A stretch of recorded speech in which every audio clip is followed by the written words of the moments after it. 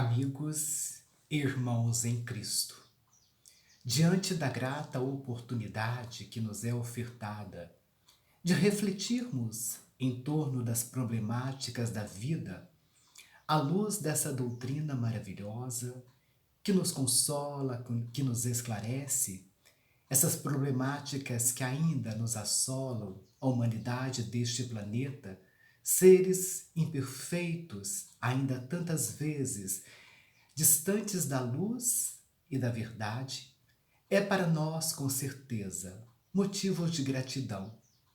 E é por isso que elevamos o nosso pensamento a Deus, o Criador maior, a Jesus, o sublime mestre de nossas vidas, para agradecer.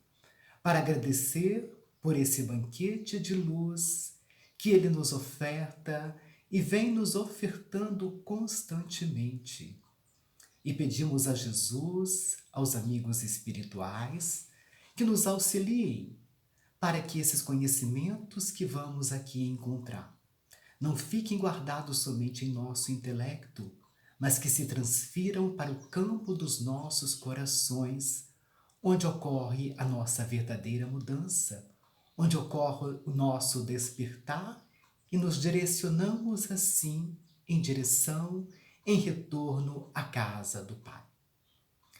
Ao buscarmos os 10 mandamentos concedido a Moisés no Monte Sinai, os 10 mandamentos que se constituem num roteiro seguro para que a humanidade possa se direcionar diante da moral, da busca por encontrar a luz e a perfeição, nós, apesar de transcorrido tantos séculos, ainda temos muitas dificuldades por seguirmos esses 10 mandamentos.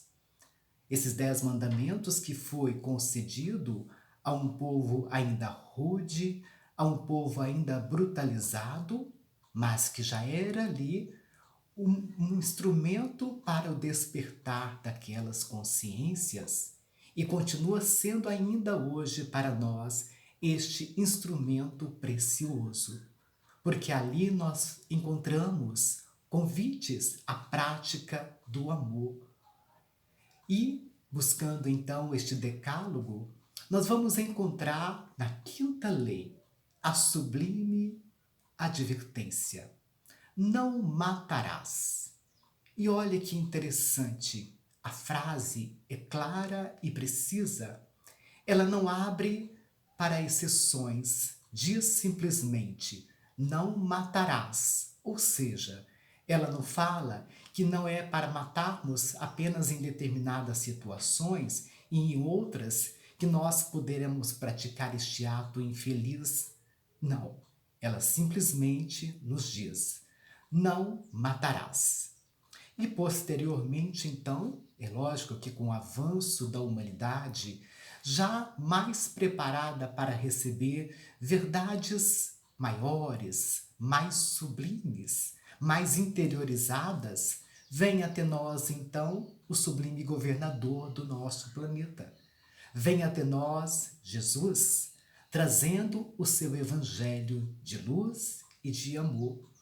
Este evangelho também, que é este roteiro precioso para a nossa caminhada, que tantas vezes nós temos desprezado, que tantas vezes nós temos relegado ao abandono, mas que gradativamente nós começamos a compreender que o caminho para encontrarmos a felicidade, que o caminho para encontrarmos a paz que tanto sonhamos, que tanto desejamos, é simplesmente através de colocarmos este evangelho em nossas vidas, de praticá-lo, pois o seu roteiro se constitui numa única lei, a lei do amor.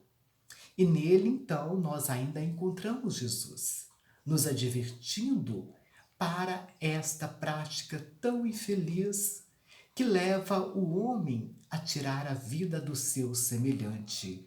Encontramos então Jesus advertindo ali a Pedro, quando, diante da sua prisão, Pedro desembainha a espada e fere o soldado que veio prendê-lo.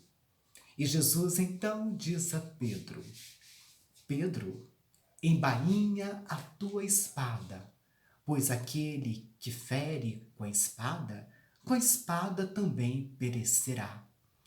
Ou seja, Jesus veio nos mostrar que todo mal que nós cometemos contra o nosso semelhante é, por consequência, mal que estamos fazendo para nós mesmos.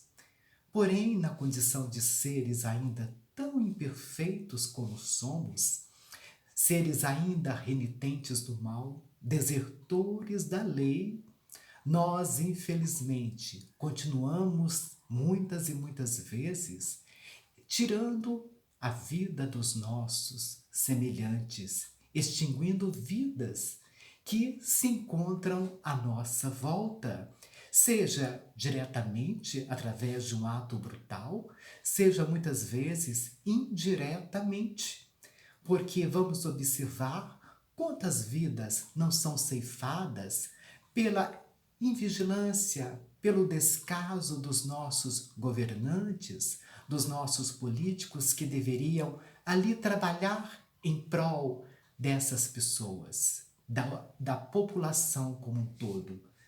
Quantas pessoas não perdem a vida porque não têm condições, faltam-lhe os recursos para cuidar da sua saúde. Quantas vidas não são extinguidas porque o egoísmo do homem faz com que muitos pereçam pela fome, pelo frio, pela falta de moradia. Assim a gente observa que nem sempre o homem extingue a vida do outro de uma maneira brutal e direta, mas muitas vezes ela acontece de uma maneira indireta. E ao buscarmos então o Livro dos Espíritos, com Kardec, lá na questão 880, ele faz a seguinte indagação ao Espírito de Verdade: qual o primeiro de todos os direitos naturais do homem? E olha a resposta que o Espírito de Verdade nos oferta: o de viver. Ou seja, é claro que aqui Kardec está se referindo ao ser encarnado. E o Espírito de Verdade fala então: todo homem, todo ser encarnado, ele tem o direito de viver. Que o único ser que pode tirar-lhe essa vida é o Criador que lhe concedeu esta vida. Que essa vida só pode se extinguir através do processo natural do esgotamento do fluido vital, mas que nenhum outro ser tem o direito de tirar a vida do seu semelhante. E ele continua um pouquinho mais, dizendo então: por isso é que ninguém tem o direito de atentar contra a vida de seu semelhante, nem de fazer o que quer que possa comprometer-lhe a existência corporal. Ou seja, foi como nós dissemos anteriormente, nós não temos o direito de atentar contra a vida do nosso semelhante, seja de uma forma direta ou seja de uma forma indireta, colocando a vida desta pessoa em risco. E a gente vai observar então que com o avanço da humanidade iniciou-se um processo de conscientização. Um processo de conscientização para valorizar a vida, para valorizar a nossa vida e para valorizar a vida dos nossos semelhantes. Então, hoje, com este avanço, o homem já consegue sentir e perceber um valor maior na vida, porque nós gradativamente vamos evoluindo, apesar de tantas vezes não percebermos isso, mas temos evoluído, é claro. Basta pensarmos um pouquinho. Hoje, por exemplo, nós não vamos mais para as praças públicas assistirem pessoas serem executadas, através da forca, da fogueira, da degolação, né, através da guilhotina, não observamos mais isso como se fosse um espetáculo. Muito pelo contrário, isso até nos assusta, isso até nos causa um certo asco. E perante isso, diversos movimentos têm surgido para valorizar a vida, principalmente a vida das pessoas mais vulneráveis. Então, movimentos que hoje buscam proteger pessoas em situações de vulnerabilidade, como as crianças que têm a vida mais frágil, como também os nossos idosos, como os deficientes. Então há todo um movimento que tem buscado assim valorizar a vida e proteger a vida dos nossos semelhantes.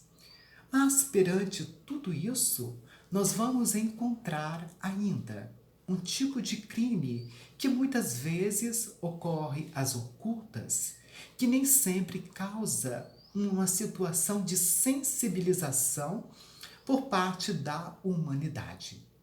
Nós estamos falando aqui do crime do aborto.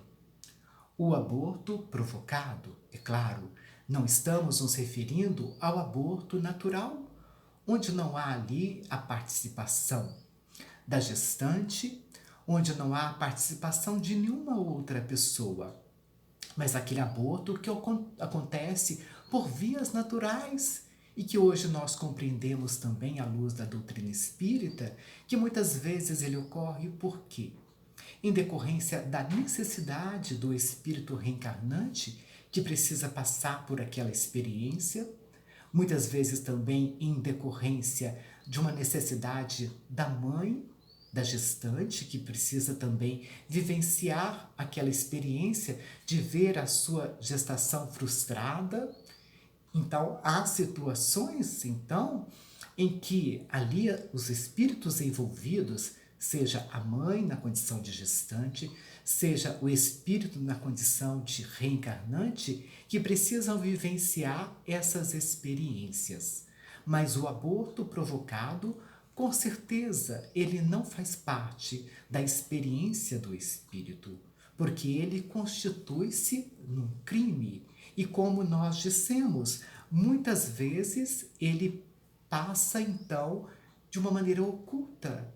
As pessoas raríssimas, com raríssimas exceções, se sensibilizam perante este ato tão violento e que nós sabemos ocorre contra um ser totalmente indefeso, totalmente frágil.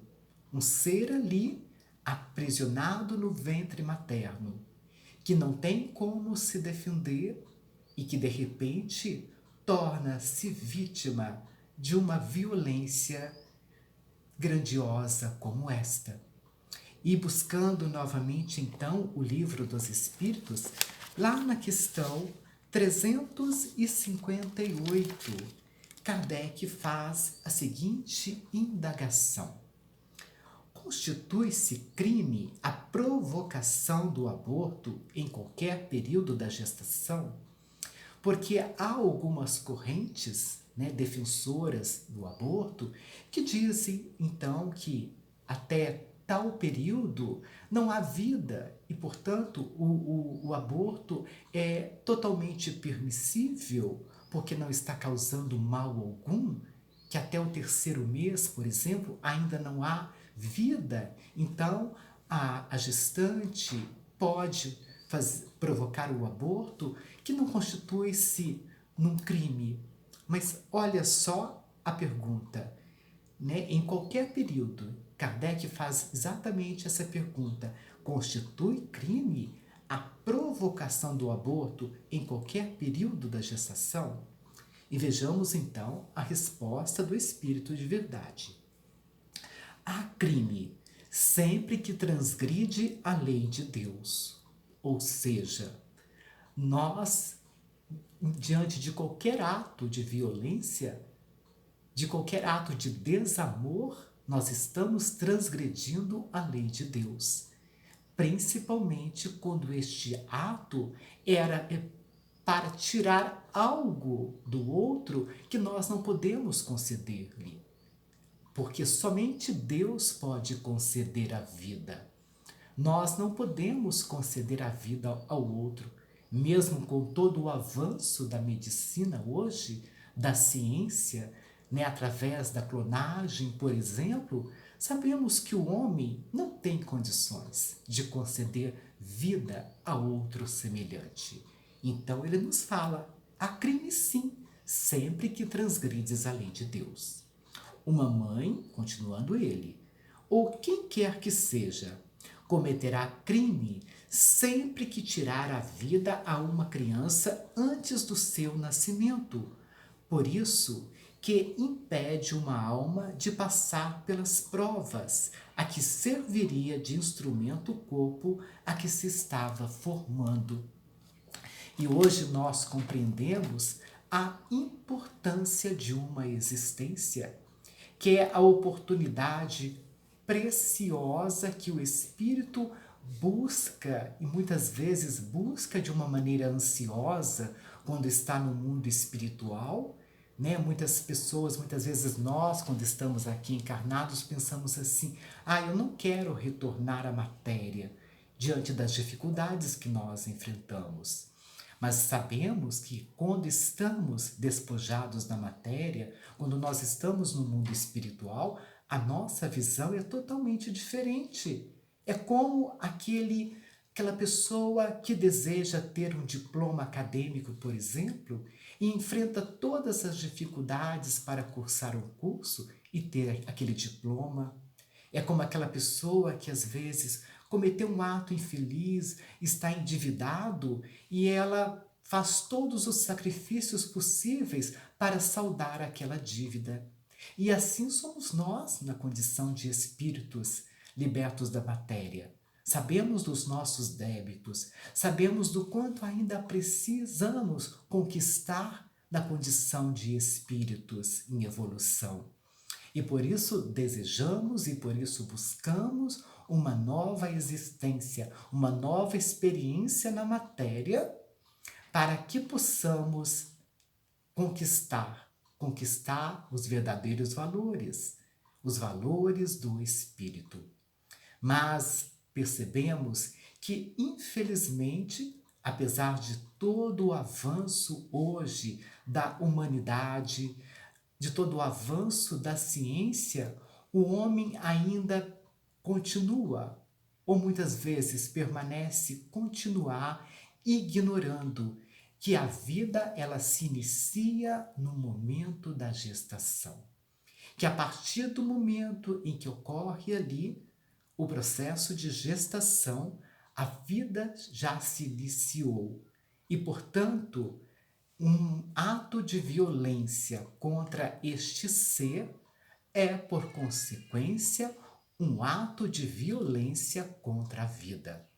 Nós lembramos aqui o relato de um médico dos Estados Unidos, um médico americano, que era um médico abortista. Ele conta que ele comandou uma clínica voltada para este ato infeliz do aborto. E fala-nos ele, então, que muitos abortos eram praticados por dia ali naquela clínica.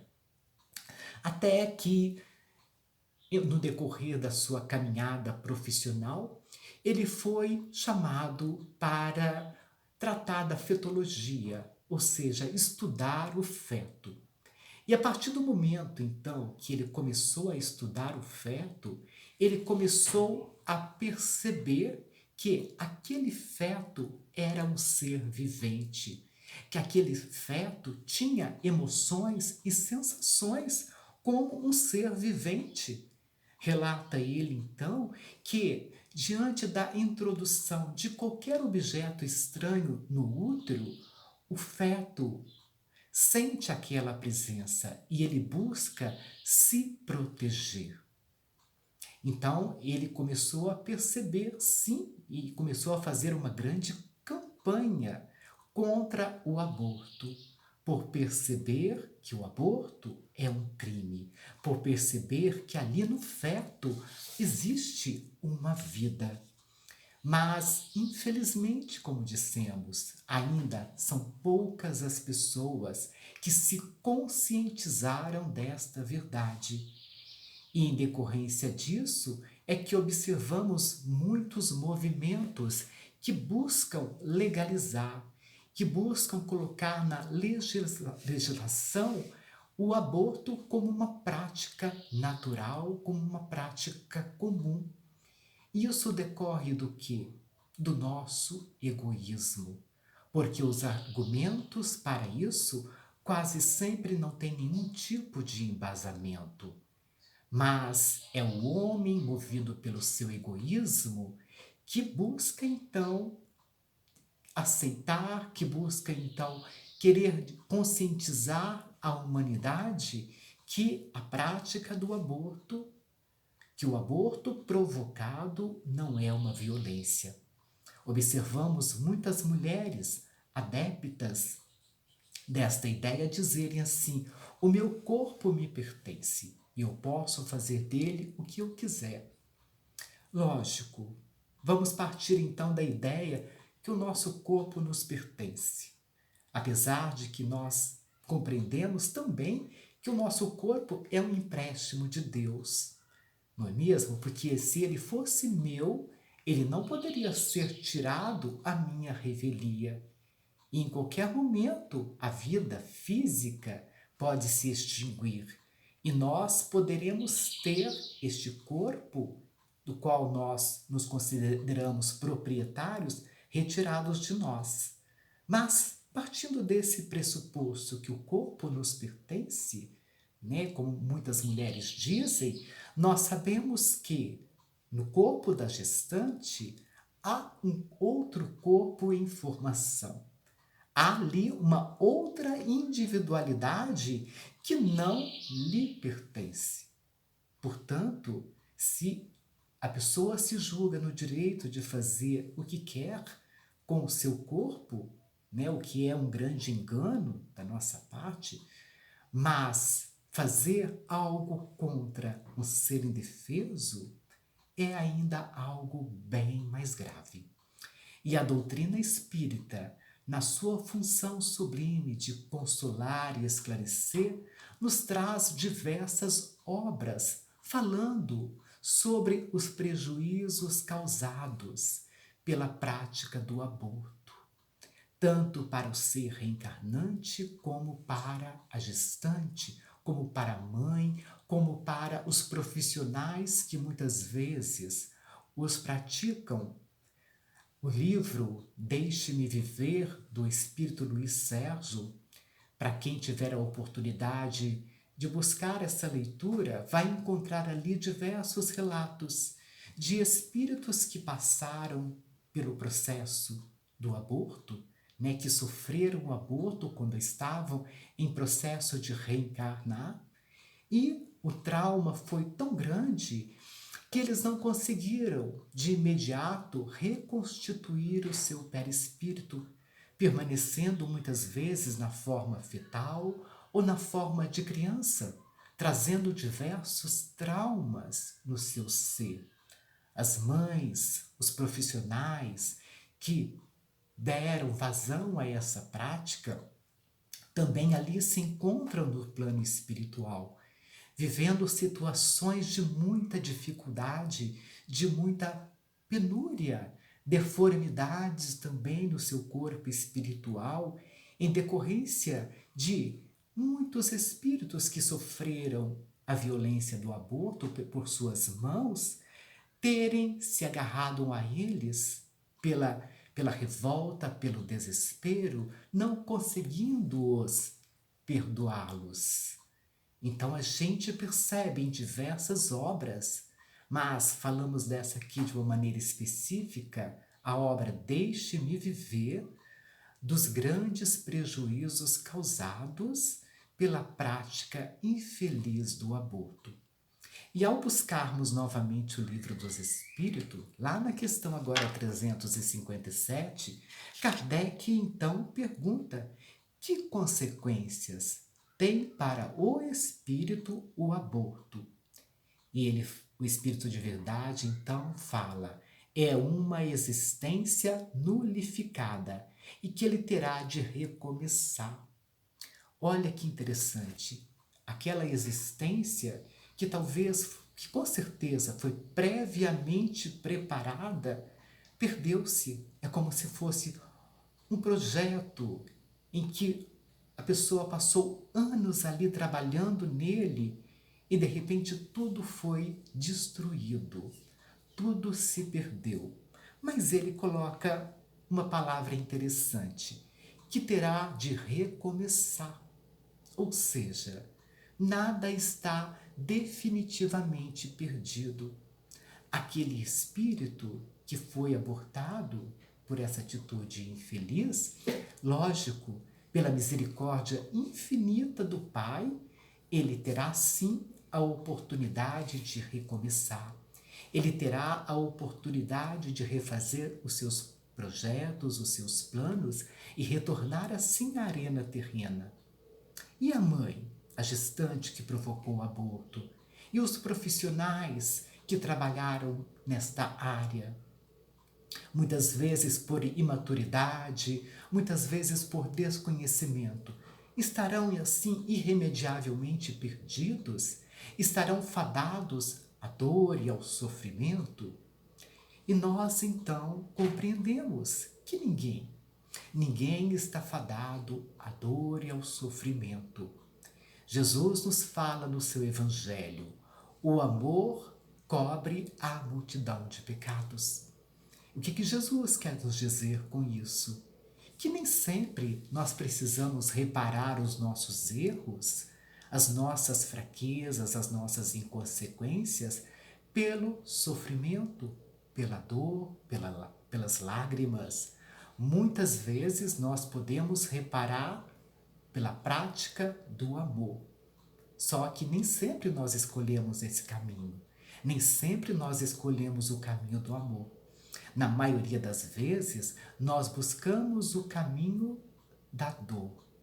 Mas pessoas que por qualquer situação, seja pelo desconhecimento, pela imaturidade, pelo desespero, provocou este ato infeliz, pode reparar o seu erro, trabalhando na conscientização de gestantes para que elas não cometam o mesmo ato, cuidando de crianças desprotegidas.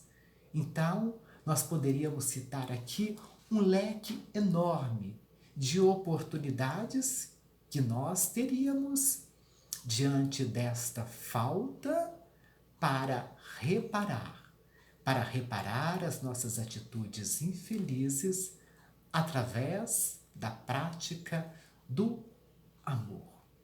E o mais importante de tudo é a nossa conscientização hoje de compreender a importância de uma gestação, de compreender a importância de proteger um espírito que se prepara para retornar à arena terrena, porque ali há todo um planejamento.